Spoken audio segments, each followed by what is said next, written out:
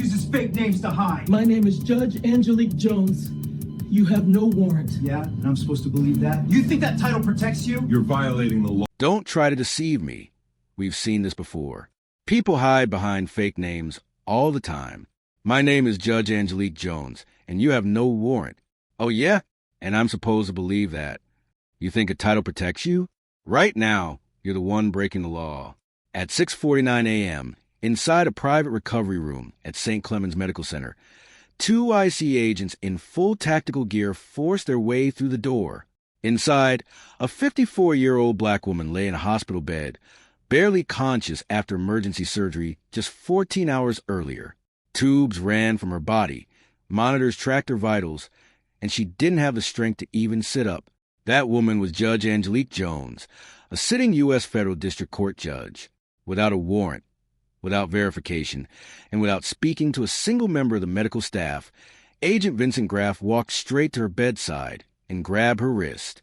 His partner, Samuel Denton, began demanding identification and searching her belongings. Everything that followed, captured on security cameras and Graff's own body cam, would ignite a federal investigation and careers, and spread across the country as one of the most shocking examples of law enforcement abuse ever recorded. Judge Jones wasn't just anyone.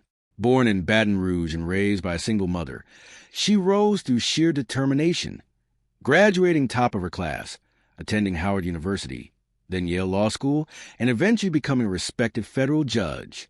She built a reputation for fairness, intelligence, and a firm stance against unconstitutional actions by law enforcement. In fact, in the 18 months leading up to this incident, she had ruled multiple times against unlawful IC detentions, decisions that made her respected by many and resented by some. That morning, lying vulnerable in a hospital bed, she became the victim of the very injustice she had spent her life fighting. Agent Graff, a 16-year IC veteran, had a long history of complaints, allegations of excessive force, intimidation, and racial bias, all dismissed internally. His partner Denton followed orders without question. Acting on nothing more than an unverified anonymous tip, they stormed into a hospital room, convinced they were dealing with an undocumented individual using a false identity. They were wrong. What followed was chaos. Judge Jones, weak but clear, told them they were violating her constitutional rights. A nurse intervened, refusing to allow them to harm her patient. A doctor stepped in, furious at the danger being caused. Still, Graff refused to back down until U.S. Marshals arrived and confirmed the truth. By then, the damage had already been done. Her surgical wound had reopened, her heart rate had spiked, and the entire incident, every word, every action, had been captured on camera. Within hours, the story spread. Within days, careers collapsed. And within weeks, the nation was watching a 40-second clip that showed a woman in a hospital bed saying, "You're hurting me," while a federal agent ignored her. The investigation uncovered everything: a pattern of misconduct, ignored complaints, racial bias, and a complete breakdown of accountability.